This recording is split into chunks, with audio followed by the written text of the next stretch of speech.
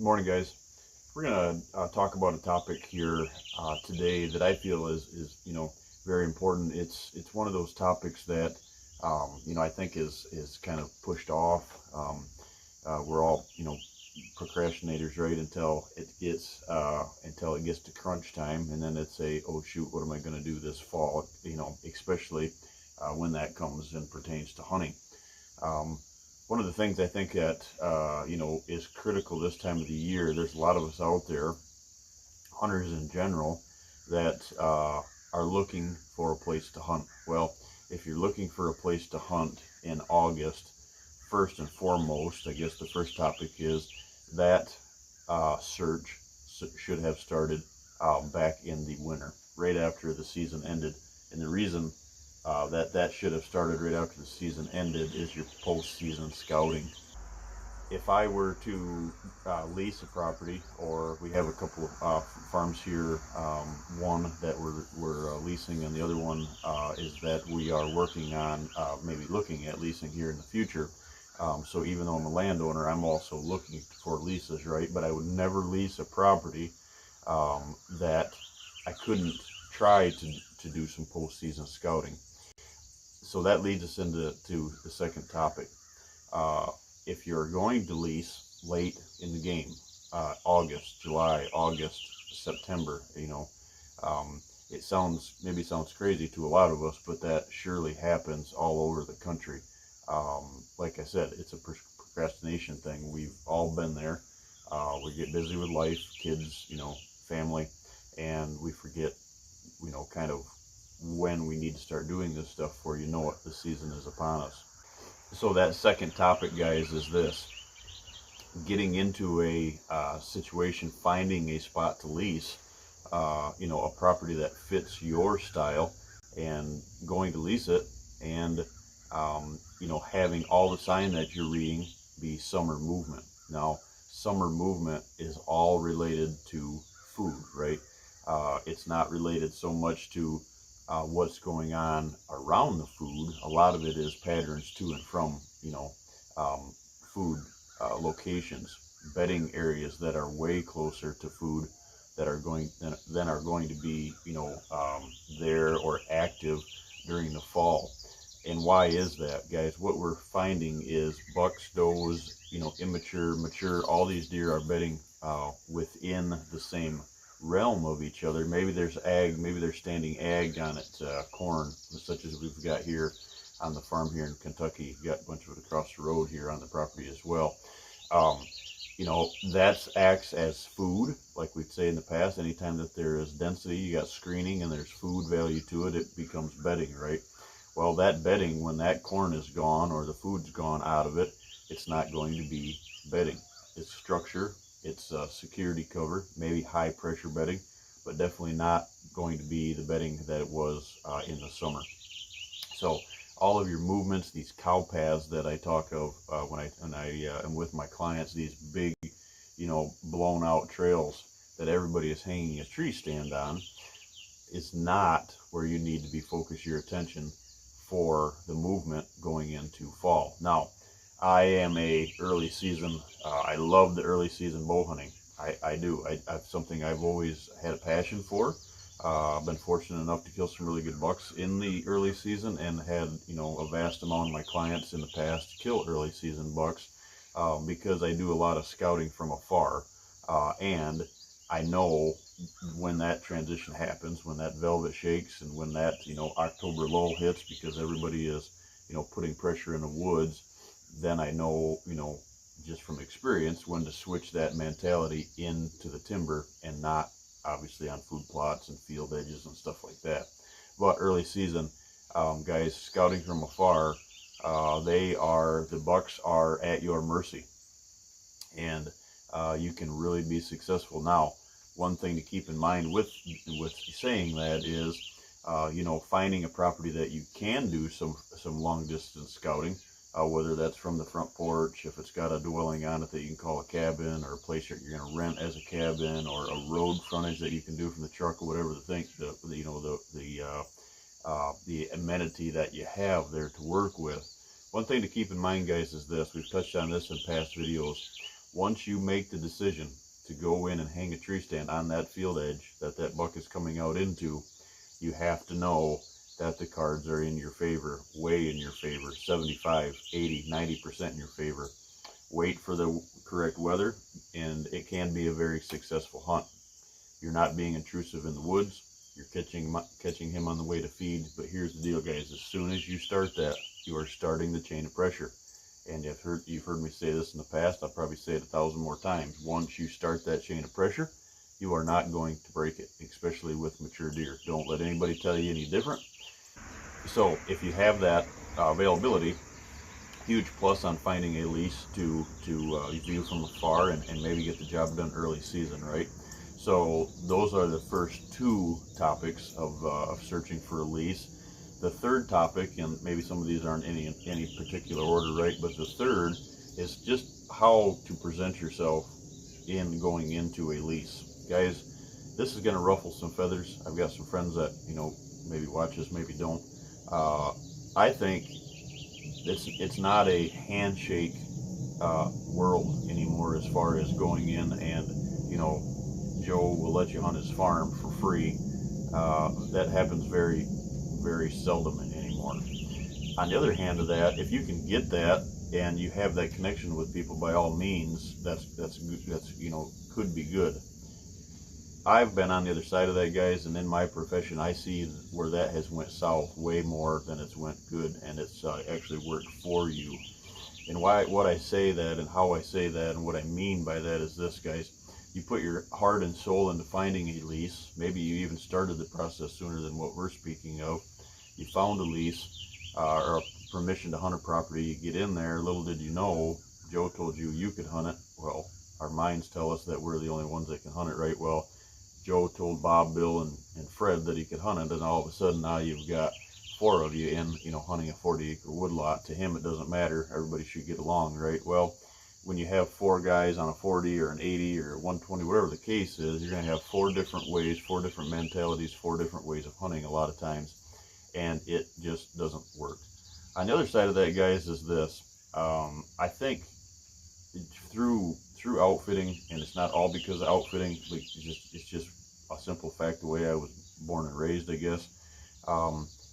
I don't think going to a landowner and asking to have permission to hunt the property without asking to pay something, I don't think that's right. And while I say that, like I said, that's going to ruffle some feathers and whatever.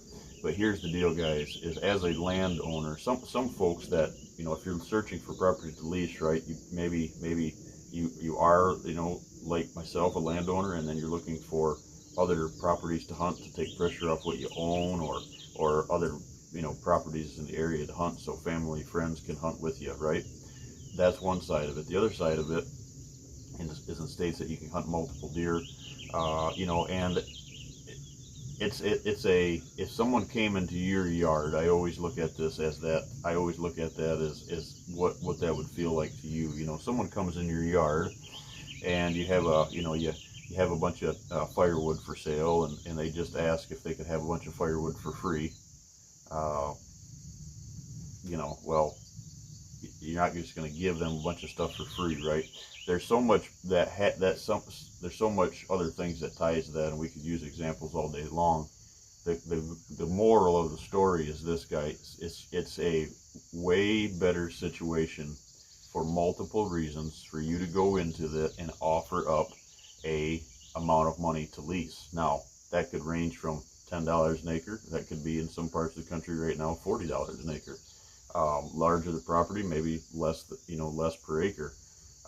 Ag, if it's got ag on it, even though you're not tilling it, ag is different than low creek bottoms. There's a huge variance across the country. I would probably bet that an average is probably around $25 to $30 an acre, from what I see around the country. To me, guys, that helps pay taxes. That initial approach to folks will initially let them know that you're not joking around. I mean, as far as you're going to treat their property with respect because you have some skin in the game. You're going to treat it like it was your own. and you're willing to help them fund or refund some of theirs. And they're out there, guys. These leases are all over the property, or they're all over the country. But in my profession, I see this a lot, is there's a lot of these people that have never been offered anything other than just, you know, can I hunt your property for free? And then the next thing is followed up by, can I plant food plots on it? Can I do this? Can I? And there's nothing going back to the landowner. I'm the guy that I'm not going to put my effort into hanging tree stands, maybe trimming some stuff out to stands. You know, most leases, you can't do any major field work. You can't do any, you know, timber cutting, stuff like that. Maybe that comes with time and you know, connection and a relationship that you build with a landowner.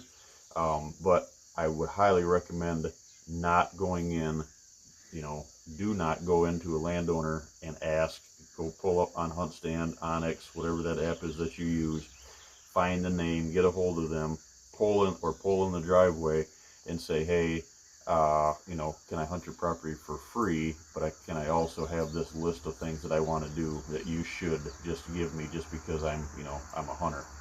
So I'll help you out here a little bit, guys.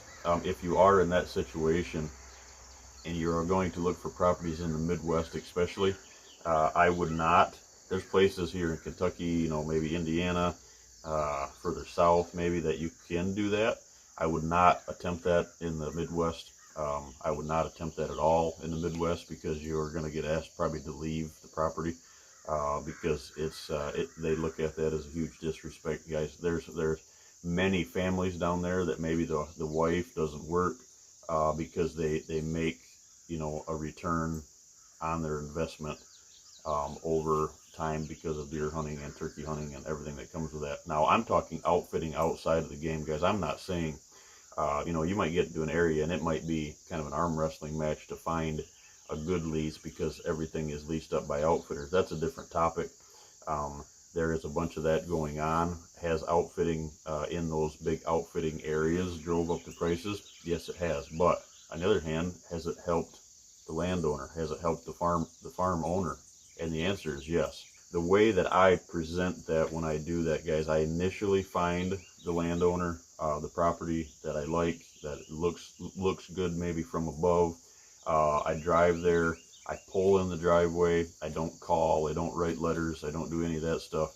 Pull in the driveway, and I don't leave notes or anything like that. I'll come back a couple times.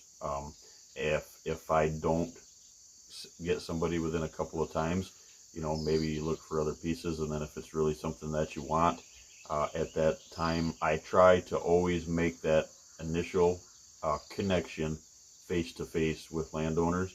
And like I said, and then I follow that right up with leasing. As soon as you use the term leasing, that's not a free term, right? There's money involved.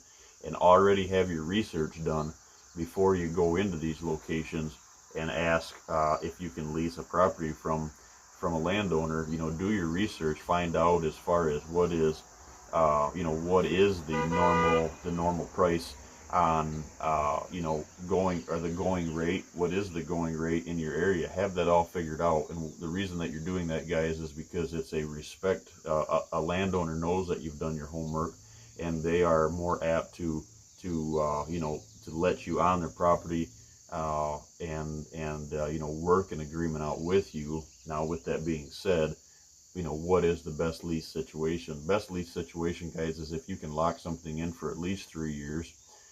You can really have the opportunity to turn your you know, a leased hunting property into a very, very you know, valuable situation for yourself. But always remember, guys, this: if you're leasing a property, or you have permission, and you're not leasing a property, if you are there as a guest, treat that property like it's your own. Treat it maybe even more friendly than most folks do their own, right? Go the extra mile.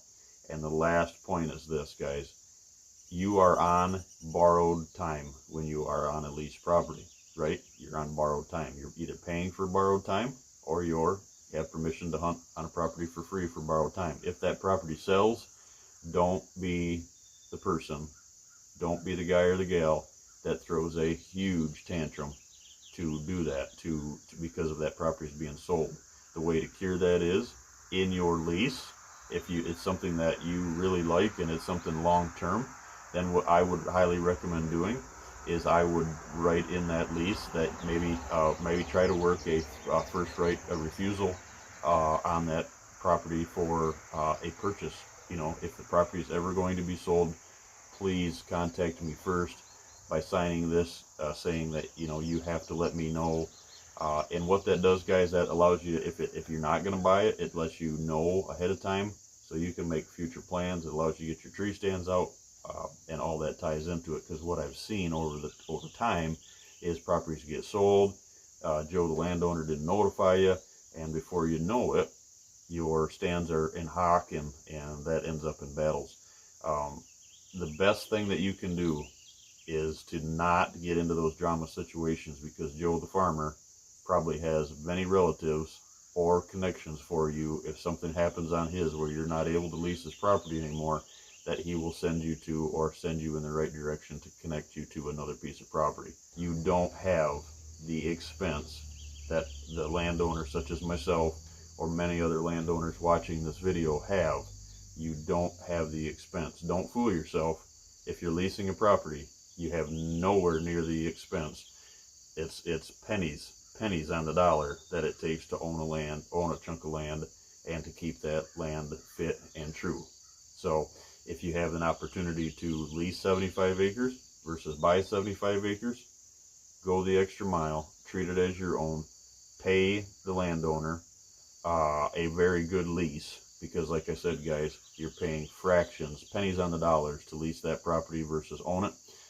And that mentality will take your lease, whether you harvest, hunting strategies outside of the game, guys. Those are a few topics to help you along the process of leasing hunting property. And I think if you take those right off the bat, take those tips and take that into your leasing game, it will be a great thing for you and your family for years to come. Thanks, guys.